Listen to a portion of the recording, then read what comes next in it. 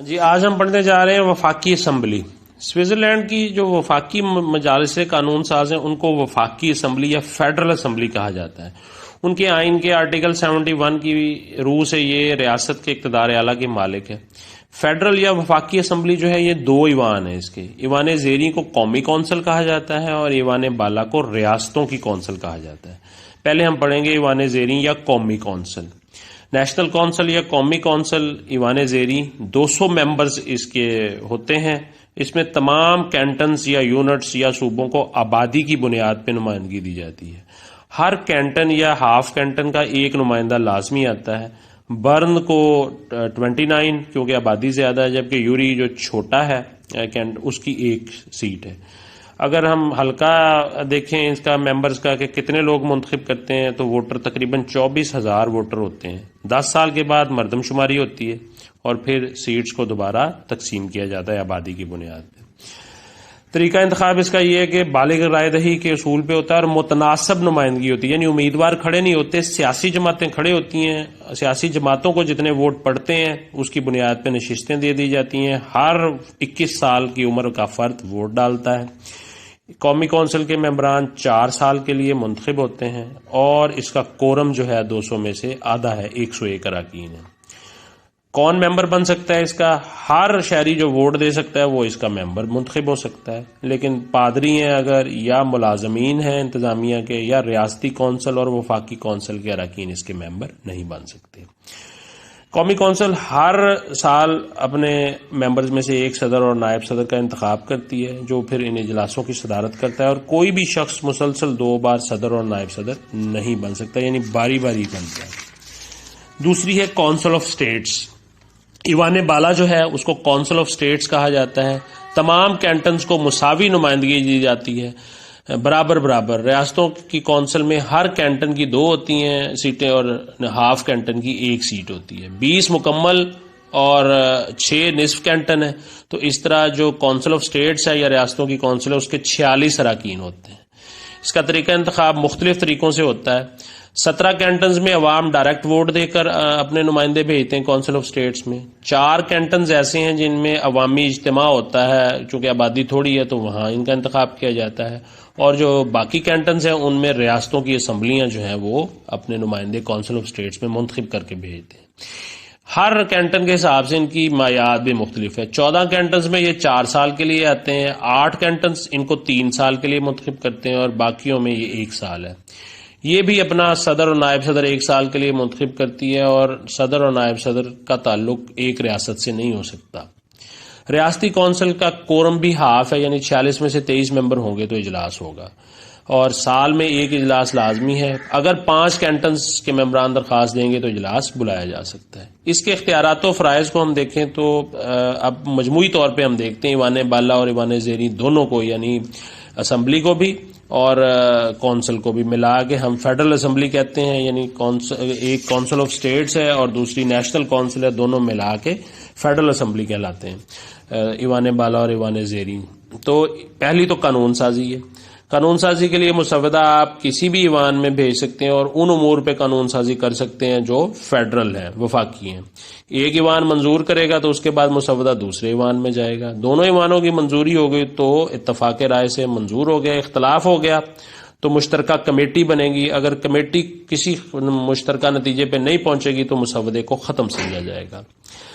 عام نوعیت کے مسودات کو عوام کو بھی حق ہے کہ وہ ریفرینڈم کے ذریعے اس کو مسترد کر سکتے ہیں۔ سوئٹزرلینڈ کے آئین کے مطابق اگر 90 دن کے اندر 8 کینٹنز اکٹھے ہو جائیں یا 30,000 افراد مطالبہ کریں کہ آئینی ترمیم کے مسودے کو آپ ریفرینڈم کے لیے پیش کریں تو پھر وفاقی اسمبلی کے لیے لازم ہوگا کہ اس کو ریفرینڈم میں بھیجے۔ اگر تو آدھے سے زیادہ ووٹ یعنی اکثریت آ گئی مسودے کے حق میں تو قانون بن جائے گا، بصورت دیگر قانون بھی مسترد ہوگا، اور اگر وفاقی اسمبلی کے پاس ایک اختیار دیا جاتا ہے کہ وہ کسی مسودے کو اسپیشل سٹیٹس دے دے تو پھر ریفرینڈم اس پہ نہیں ہو سکتا، یعنی جو لازمی ہو ملک کے لیے اس کو اسپیشل سٹیٹس دے کے منظور کیا جا سکتا ہے۔ مالیاتی اختیارات میں وفاقی اسمبلی کو ملکی مالیات پہ مکمل کنٹرول ہے۔ وفاقی کونسل سالانہ بجٹ وفاقی اسمبلی میں پیش کرتی ہے، دونوں ایوان اس کی منظوری دیتے ہیں۔ اسمبلی کی منظوری کے بغیر نہ تو رقم خرچ کی جا سکتی ہے، نہ ٹیکس لگایا جا سکتا ہے، تمام اخراجات اور تنخواہیں اور آمدنی کی منظوری یہی دیتی ہے۔ وفاقی اسمبلی کو کچھ تقرری کے اختیارات بھی حاصل ہیں، وفاقی کونسل کے ممبران کو یہ منتخب کرتی ہے، وفاقی ٹریبیونل کے اراکین کی تقرری کرتی ہے، مسلح افواج کے سربراہوں کی تقرری کرتی ہے، چانسلر آف دا کنفیڈریشن جس نے باہر نمائندگی کرنی ہوتی ہے یہ اس کی تقرری بھی کرتی ہے۔ امور خارجہ میں اگر دیکھیں سوئٹزرلینڈ نے مختلف ممالک سے معاہدے کیے ہیں تو اس کی توثیق وفاقی اسمبلی کرتی ہے۔ اگر کوئی کینٹن اپنے طور پہ بیرونی ملک سے سمجھوتا کرے گا تو وفاقی اسمبلی سے اس کی بھی منظوری ہوتی ہے، یعنی خارجہ پالیسی سے تمام فیصلے وفاقی اسمبلی کر رہی ہوتی ہے۔ کسی ملک سے صلح جنگ ملک کی دفاعی پالیسی کی منظوری بھی انہی کے پاس ہے۔ آئین میں ترمیم کا اختیار، وفاقی اسمبلی کے دونوں وفاقی اسمبلی کے دونوں ایوان اگر آئین میں ترمیم سے متفق ہو جائیں تو پھر کینٹنز کی منظوری اور اس کے بعد عوام سے ریفرنڈم کی اکثریت سے آئین میں ترمیم ہو جائے گی۔ ہم نے یہ دیکھ چکے ہیں کہ سوئٹزرلینڈ میں عوام براہ راست قانون سازی میں حصہ لیتے ہیں، تو ریفرنڈم یہاں پہ لازمی ہے اسمبلی کے ساتھ ساتھ۔ وفاقی اسمبلی کو کچھ عدالتی اختیارات بھی حاصل ہیں، یہ وفاقی عدلیہ کے ججوں کو 6 سال کے لیے منتخب کرتی ہے، ان کی تنخواہوں کا اختیار بھی انہی کے پاس ہے کہ کتنا مراعات ہوں گی، مجرموں کی سزاؤں میں معافی کا اختیار ہے اس کے پاس، اور وفاقی انتظامیہ کے فیصلوں کے خلاف یہ کورٹ آف اپیل کی حیثیت بھی رکھتی ہے۔ کچھ انتظامی اختیارات بھی ہیں وفاقی اسمبلی کو، بڑے اہم ہیں یہ۔ وفاقی عہدیداروں کا سارا انتخاب یہی کرتی ہے، صلح اور جنگ کی منظوری، مختلف ممالک سے معاہدوں کی توثیق، وفاقی کونسل کی پالیسیوں اور کارکردگی کا جائزہ لینا، اس پہ تنقید کرنا یا اس کا پریز کرنا بھی اس کی ذمہ داری ہوتی ہے۔ وفاقی کونسل کے اراکین اسمبلی کے اجلاسوں میں شریک ہو کر اس کے سوالات کا جواب بھی دیتے ہیں۔ سوئٹزرلینڈ میں اگر ہم قانون سازی دیکھیں تو اس میں مسودہ تیار کیا جاتا ہے، پہلے قوم کو کسی نئے قانون کی ضرورت کی صورت میں مسودہ ترتیب دیا جاتا ہے اور پھر اس مسودے کو پیش کرنے کی صورتیں ہیں آگے۔ پہلی صورت کیا ہے؟ موشن، وفاقی اسمبلی کی طرف سے کونسل کو بھیجا جانے والا ایسا مسودہ جسے دونوں ایوانوں کی منظوری حاصل ہو، یہ موشن کہلاتا ہے۔ دوسرے کو ہم پاسچولیٹ کہتے ہیں، ایسی تجویز جو اسمبلی کے کسی ایک ایوان کی طرف سے وفاقی کونسل کو بھیجی جائے۔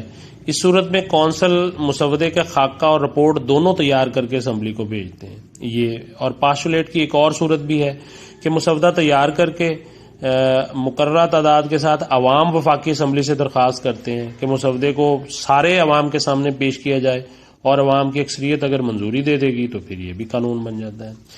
اب اگر پہلی موشن کی صورت میں ہے تو مسودے کو کسی بھی ایوان میں پیش کیا جاتا ہے، لیکن دونوں ایوانوں کے صدور جو ہیں وہ سالانہ اجلاس کے آغاز میں ایک ملاقات کرتے ہیں اور اس میں فیصلہ کرتے ہیں کہ کون سا مسودہ پہلے کس ایوان میں پیش کیا جائے گا۔ جب ایوان میں آتا ہے تو پھر اس کے یہ مراحل ہوں گے۔ کمیٹی کا مرحلہ، اگر پہلے جس ایوان میں سب سے پہلے جائے گا تو کمیٹی آتا ہے ایوان میں مسودہ تو کمیٹی کو چلا جاتا ہے۔ کمیٹیوں کا قانون سازی میں بڑا اہم کردار ہے۔ دارالحکومت سمیت کسی بھی جگہ کمیٹی کا اجلاس ہوتا ہے، عوام سے بھی رائے لی جاتی ہے، کینٹنز کے نمائندے کا نقطہ نظر بھی لیا جاتا ہے۔ مکمل غور و خوض اور عوام کی رائے کے بعد یہ کمیٹیاں مسودے کو سفارشات کے ساتھ دوبارہ ایوان میں بھیجتی ہیں، ترمیم و اضافے کی سفارش بھی کر سکتی ہیں۔ پھر ایوان میں 3 مراحل میں بحث ہوتی ہے۔ پہلے تو ووٹنگ ہوتی ہے، اس کو خواندگی کہا جاتا ہے۔ پورے مسودے پہ غور کرنے کے بعد سفارشات کی روشنی میں مسودے کا جائزہ لے کر اس کو دیکھا جاتا ہے۔ دوسرے مرحلے میں یا دوسری خواندگی میں شکوار بحث کی جاتی ہے، اور تیسرے مرحلے میں تھوڑی سی بحث کے بعد ایوان کی رائے لی جاتی ہے۔ اگر ایوان مسودہ منظور کر لے تو پھر یہ پہلے ایوان سے دوسرے ایوان کو بھیج دیا جاتا ہے۔ دوسرے ایوان میں بھی بالکل یہی تینوں مراحل ہوتے ہیں، کمیٹی والا، پھر بحث اور ووٹنگ ہے، اس میں پھر 3 مراحل ہیں، شکوار جائزہ، پورے مسودے کا جائزہ، اور تھوڑی بحث کے بعد پھر ووٹنگ۔ اگر دونوں ایوانوں سے منظور ہو گیا تو یہ وفاقی اسمبلی سے منظور تصور ہو گیا۔ اگر دونوں ایوانوں میں اختلافات ہو گئے تو پھر کمیٹی کے پاس جائے گا اور کمیٹی اس کا فیصلہ کرے گی، اور اس کمیٹی کو کانفرنس کمیٹی کہا جاتا ہے۔ دونوں ایوانوں کے ممبران اس میں شامل ہوتے ہیں، اختلافی امور پہ غور کیا جاتا ہے، اختلاف کو ختم کیا جانا اس کا مقصود ہوتا ہے، اور افہام و تفہیم سے اختلافات ختم بھی ہو جاتے ہیں اور مسودے کی منظوری طے پا جاتی ہے۔ لیکن اگر مسودہ پہ اختلافات ختم نہ ہو تو مسودہ مسترد تسلیم کیا جاتا ہے۔ اس کے بعد وفاقی اسمبلی نے جب منظور کر دیا تو اس کو وفاقی کونسل میں بھیجا جاتا ہے. کونسل جو ہے اس کو اب پبلک ڈاکومنٹ سے اب گورنمنٹ ڈاکومنٹ بنائے گی، سرکاری دستاویز بنے گا، اور کونسل کا صدر اور ایوانوں کے سیکرٹری اس پہ دستخط کرتے ہیں. اسے پبلش کیا جاتا ہے اور پبلش یا شائع ہونے کے 5 دن کے بعد اس کو نافذ کر دیا جاتا ہے. عوام کو براہ راست قانون سازی میں ایک حق حاصل ہے کہ 30,000 افراد اگر قانون کے نفاذ کے 90 روز کے اندر سائن کر کے مطالبہ کر دیں کہ متعلقہ قانون عوام کی رائے جانچنے کے لیے پیش کیا جائے تو پھر ریفرنڈم ہوتا ہے. اگر ریفرنڈم میں سارے عوام میں سے 51% اس کی منظوری دے دیں تو قانون بن جائے گا، ورنہ یہ مسترد ہو جائے گا. تو عوام براہ راست بھی قانون سازی میں اور آئین کی ترمیم میں شامل ہوتے ہیں. تھینک یو، شکریہ.